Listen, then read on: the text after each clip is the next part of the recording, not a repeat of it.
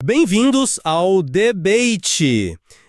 Geralmente, quando a gente lê o plano de um curso acadêmico, a expectativa é encontrar algo muito parecido com uma planta de engenharia.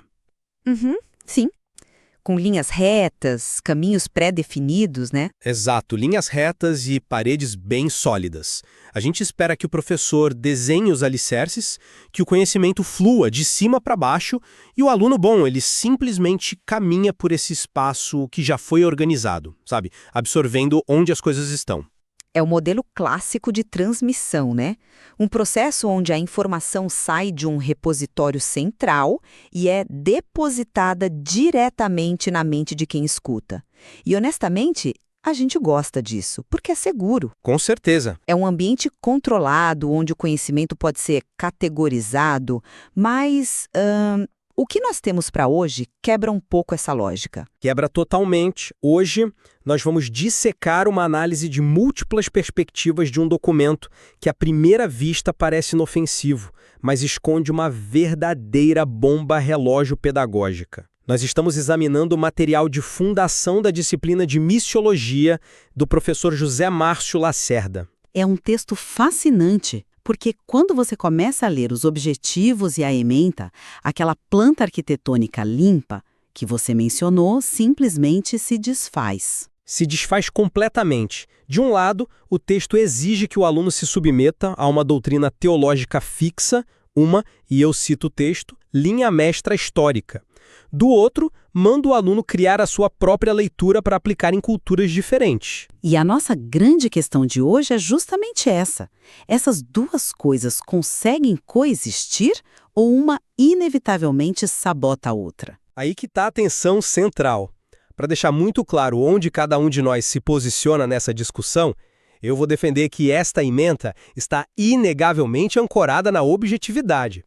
A missão integral apresentada ali é uma estrutura fixa, um centro de gravidade teológico. Certo. E qualquer leitura que o aluno faça é apenas uma aplicação rigorosamente controlada dessa regra inegável.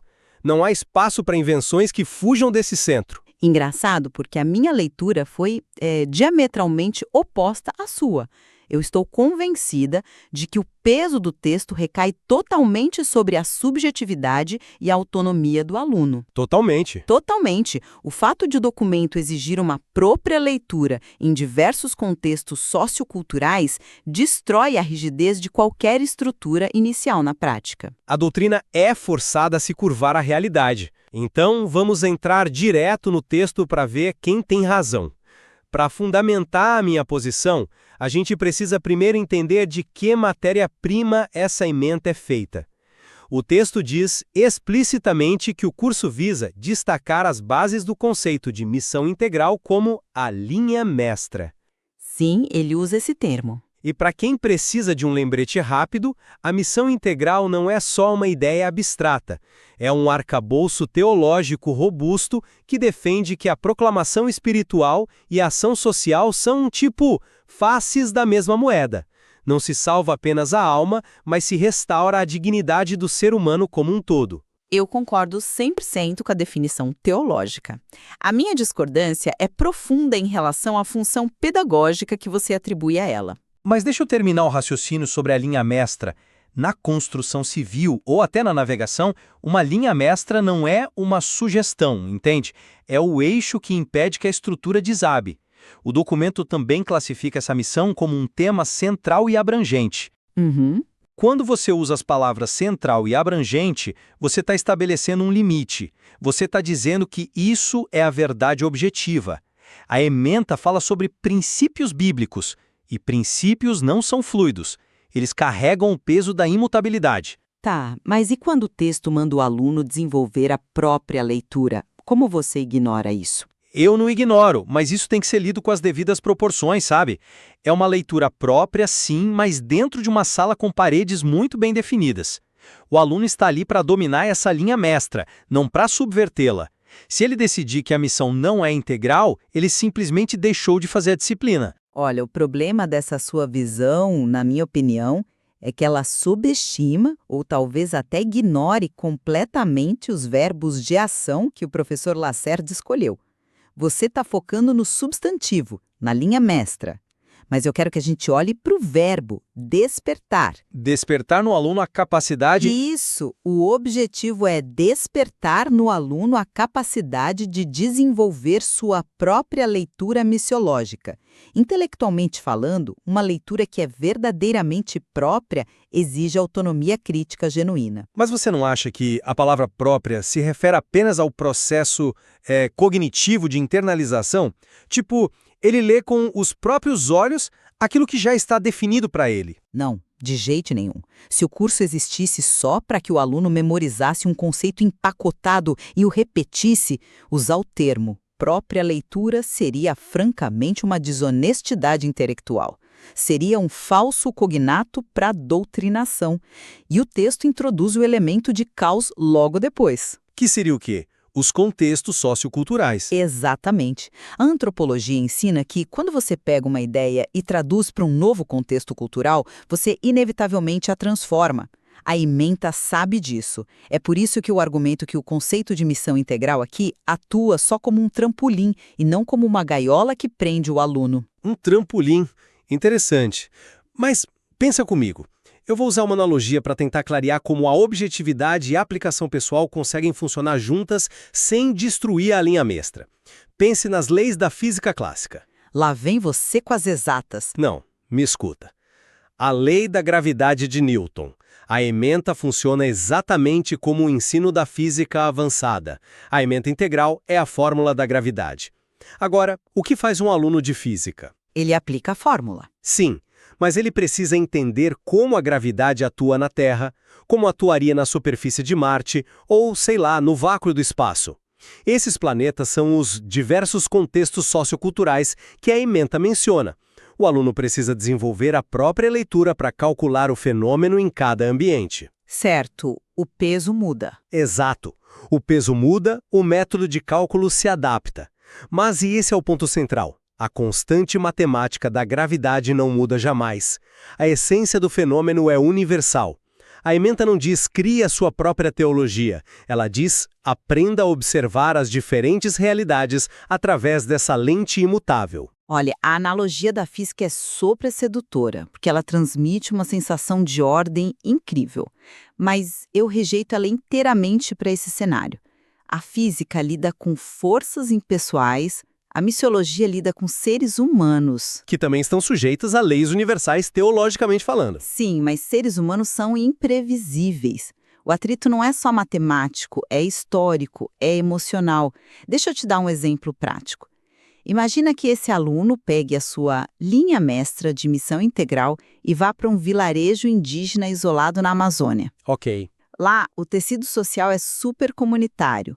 A dor principal pode ser a ameaça física ao território deles. A missão integral lá vai tomar uma forma quase que de defesa de terra. Agora pega o mesmo aluno e coloca ele num bairro hipersecularizado, individualista, sei lá, em Berlim, onde a maior dor é o vazio existencial. Certo, os contextos são radicalmente diferentes, mas a mesma missão integral se aplica a ambos. Ela se aplica, mas ela não sobrevive ilesa. Quando a ementa exige essa aplicação em contextos tão opostos, o processo de adaptação cultural altera a forma como a teologia é compreendida na ponta. Em Berlim, a missão vira a filosofia dialógica. Na Amazônia, vira a resistência política. Mas isso não quebra a teoria original? Quebra sim. Ela tem que se dobrar até quase quebrar para se encaixar na praxis. A leitura própria do aluno sobre o que é exigido naquele momento se torna a própria teologia. É por isso que eu digo que a interpretação do aluno é o verdadeiro centro de gravidade, e não uma doutrina estática. O seu exemplo da Amazônia e de Berlim é muito bom, mostra bem o atrito cultural. Mas você percebe o risco enorme do que você está propondo? Se a teoria se dobra até quase quebrar em cada cultura, o que impede que ela quebre de vez? É o risco da liberdade intelectual. Mas se a própria leitura tem primazia sobre a doutrina, a gente entra no terreno do sincretismo absoluto. A mensagem original desaparece, se funde com a cultura e fica irreconhecível. E o próprio texto da ementa tem uma trava de segurança contra isso. O professor Lacerda fala na difusão do cristianismo. E como você conecta difusão com essa sua rigidez dogmática toda? Porque a difusão, sabe, o ato de irradiar algo de um centro para as margens, exige logicamente uma mensagem unificada. Se a gente seguir a sua lógica emancipadora, onde cada um desenvolve uma leitura independente ao menor sinal de atrito, a gente não tem difusão, a gente tem fragmentação. Discordo. Você está assumindo que difusão significa cópia idêntica. E não é? Pensa bem, teríamos milhares de missiologias concorrentes. O missionário lá de Berlim e o da Amazônia não se reconheceriam mais como parte da mesma coisa. Logo depois, a ementa fala em levando outros a fazer o mesmo. Se o objetivo é difusão, fazer o mesmo significa disseminar aquele modelo central, replicar a linha mestra. Nossa, essa é a interpretação mais corporativa possível do texto. É quase como se o curso fosse uma franquia de fast food tentando garantir que o hambúrguer em Tóquio tenha o mesmo gosto do hambúrguer em Nova York. Rindo, mas não deixa de ser uma forma eficiente de difusão. Mas é limitante. Vamos ler a frase da ementa prestando atenção à mecânica de causa e efeito. Ele diz: despertar no aluno a capacidade de desenvolver sua própria leitura, levando outros a fazer o mesmo.